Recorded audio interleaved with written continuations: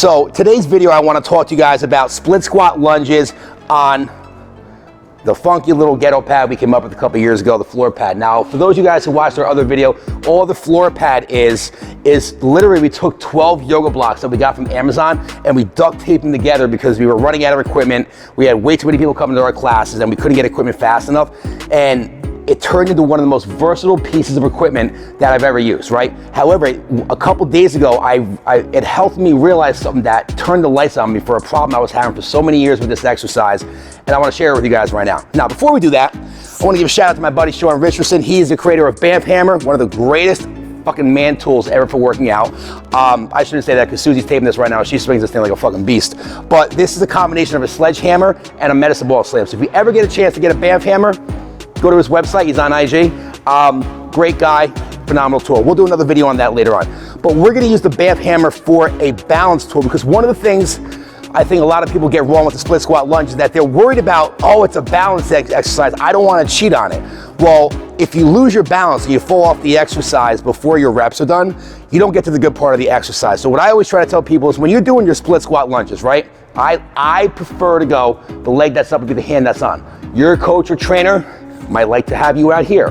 They may be right, they may be wrong. That's a conversation for a different video. But if I'm gonna be doing 15 reps, right, and for whatever reason I lose my balance around rep 8 or rep 9, I just lost the whole set. I lost the tension I was building up. Where if I sacrifice a little bit of balance in the beginning, right, to get reps 10, 11, 12, 13, 14, however high you're going, and I get that better burn from the muscle, I'm actually gonna get what I want out of the exercise, and I can do some like single leg balance crap later on that's gonna feel better and give me the balance stuff, right? If you want one of the best balancing exercises, just close your eyes and try to stand on one leg for like 30 seconds. That is hard as shit, whether you're drunk or not. But split squat lunges, right? So here's the thing we learned about split squat lunges. A lot of you guys use I've been guilty of it too. You use the regular bench you have at the gym. Whatever you use for barbell chest presses or dumbbell chest presses, you put your foot up on the pad and you go up and down. And typically we used to tell people, hey, the higher up you get your foot, the better stretch you get out of the quad. Here's the problem with that though. You can stretch later on. You don't need to stretch when you're working out. If you have your foot up past your knee, like if you notice right here, the way the pad goes, I'm able to rotate my heel out. Having your foot no higher than your knee, maybe even a little lower, there's a very unique aspect of this exercise that you lose by having your foot higher. It's the ability to rotate your hips. And what do I mean by that? I'm gonna tell you right now, this is gonna be a long video. So, if you watch, so you stand about right there. I want you to watch what I do with my hips. I want you to watch what I do with my knees. Now, I did legs yesterday, so my legs are sore as shit, so this is gonna look like garbage. But if you notice, I'm gonna turn my heel out as I go down. I'm gonna turn my hip in and my shoulder in. And what that's gonna let me do, right? So let me spiral down and up into this motion. You can see I'm getting this spiraling pattern where, so you come on this side. When you do a split squat lunge, what's the typical complaint most people have? This bothers my knees.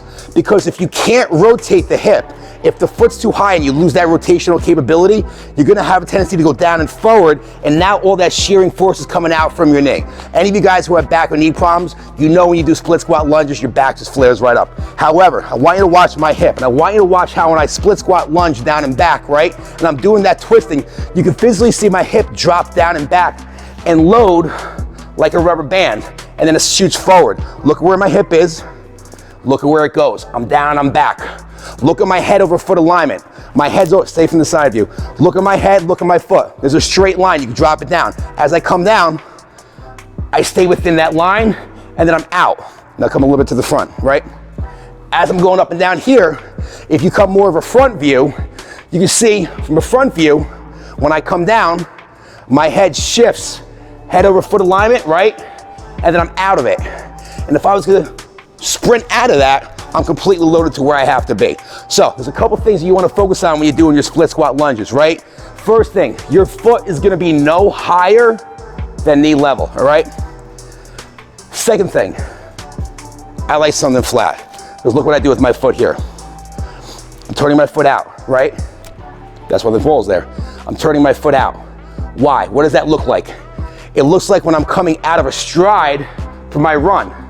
So I'm able to rotate and twist my hips and load my glute to go to the next one, to go to the next one, to go to the next one. There's two people we follow a lot. David Wecker, the Weck Method, and the guys over at Goda. You're gonna have mixed opinions on both of them, as do I, but they're both very phenomenal at what they do and what they teach. If you got back problems, you definitely wanna follow those guys. But what this is gonna do, by me rotating my foot out, I'm able to line up mechanically in the right position where if you've had any problem activating your glutes in the past, this is the reason why. The reason why, like if you've ever done squats, deadlifts, lunges, I'm gonna even argue leg presses too. What do we always tell you as trainers? Oh, you wanna work your butt, you're gonna do deadlifts. Where do you feel it? You feel it in your quads. We're gonna do squats today. What are we gonna do? We're gonna work the butt. Okay. Hey, what's up there, client? How does that feel? Do you feel that? Yeah, I feel it. Where do you feel it? I feel it all my quads, it's great. Do you really want bigger quads? Like, some of you guys are shaking your head yes, but a lot of you guys are shaking your head no right now. So you're trying to build your butt for the next couple months, right? You come in, you're doing all these exercises, but because you haven't figured out as you go how to twist and rotate from your hips the way they're designed to go, now all your leg exercises are shifting to your quads. You spend the next 2 or 3 months building up your quads unknowingly, and then you either have knee pain, back pain, or your jeans don't fit anymore because you got monster quads. Now, like I said, some of you guys are all for that. Some of you guys aren't for that. But what I can tell you is even if you want the bigger quads, you're also gonna get the back and the knee pain that goes with it because you're trying to become front chain dominant versus being back chain dominant, which is what you should do. So to recap this one more time, I'm gonna go through a rep of as many as I can get on my leg before I tire out. I got a sweatshirt on like an asshole and it's hot today. Susie's gonna walk around. I want to watch what's happening with my foot. Foot's gonna flare out. Heels away all day. While my heel flares out, right? My hip's gonna dip in, my shoulder's gonna dip in. What does that look like for all my baseball players? That's your baseball toss right there, right? It's your deceleration. For all my quarterbacks out there, what is that? That's your throw, all right? For all my runners out there, what is this? That's your stride, all right? This is gonna play with a lot of different stuff. This is probably one of the best leg exercises you can do, and especially with, you probably heard me talk about it in a couple other videos before, since the lockdown started 2 years ago, that's about 2 years now, yeah. Our bodies are completely different now because we're all sitting down all day, we're on Zoom calls, we're in these shitty positions for long periods of time, and a lot of the exercise that we used to be able to do easily because we're up, we're moving around, we're not so tight, a lot of people, even my advanced athletes and my advanced clients, can't do those same exercises anymore because our bodies just aren't the same. We got a lot of, I had a brain fart to say, we have a lot of mobility issues. We got tight muscles, stressed out lower backs. A lot of us, we're sitting down all day, so our feet just can't handle the weight and the stabilization anymore. So a lot of the exercises we go to do, like squats and deadlifts, they might not be the best exercise for you anymore.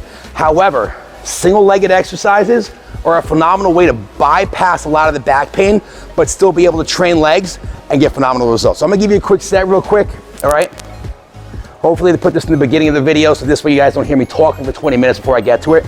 We're gonna do one big set real quick. Susie's gonna make a 360 degree all the way around. Please don't walk slow, Susie. My fucking legs were sore already. She's gonna go all the way around. Watch my ankles, watch my knees. Watch how the hips rotate, watch how the shoulder rotates. The only thing that's not turning is my eyes. Forward motion is not created through forward patterns. Forward motion is created through rotational motion in the body, the most amount of force possible. So I'm gonna show up, we're gonna do this exercise, right? Let's go. I wanna die like an asshole in the process, right?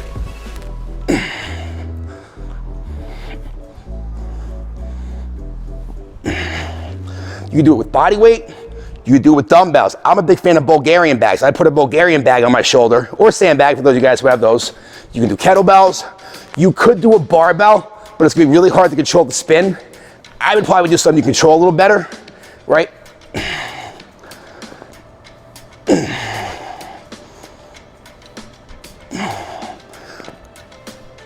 Notice how my front knee's not collapsing in, right?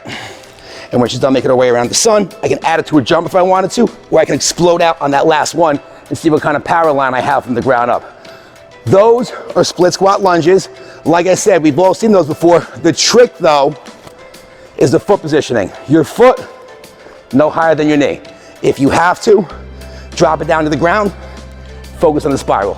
Guys, thanks for stopping by. Hopefully that helped you guys out. If you're having a hard time with that one, because that's a pretty tricky exercise, like always, leave me a comment in the comment section below, or, you know, shoot us an email, shoot us a text message, DM us through Facebook, or, you know, wherever you saw this video.